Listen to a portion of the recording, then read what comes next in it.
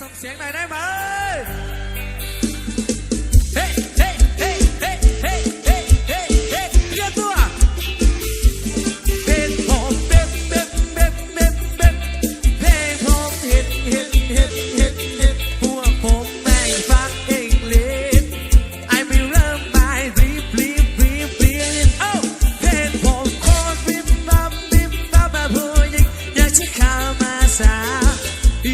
สอนผมปวดข้ามาไอ้ไม่เริ่มไปดีมึงอยู่แล้วเอาว่ากูไม่อะไรแต่พอมึงถามว่าคุณไม่เท่าไรเอามึงลองมองดิสอยเขาเป็นกองดิแหวนเพชรนาฬิกากูไม่ได้เย็บให้ผู้หญิงกาวน์แล้วมาเป็นมาสักแบบนี้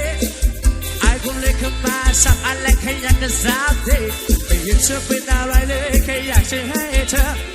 ชีวิตที่สุขสบายว่าเจ้าเห็ดผมเพลงของเห็ดพวกผมแม่งปักเองเลยไอ้ไม่เริ่มไม่ดีเด็บโอ้เพลงผมโคตรเป็นบ้าพอยังอยากจะเข้ามาจับ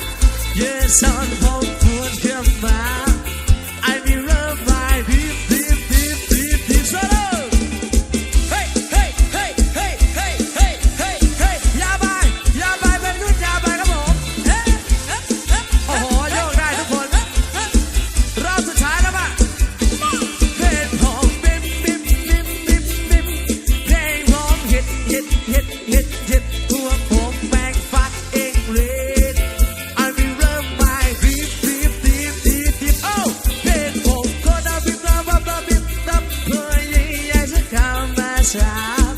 เยสอนผมปวดกันมา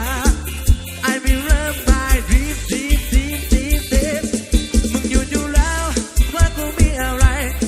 จะพามึงช้ามากูนั้นไม่เท่าไรมึงละมองนี่สายทำเป็นกองดิเอาแหวนเพชรนาฬิกากูไม่ได้ยืมใครผู้หญิงก็วนมาเป็นมาสักแบบนี้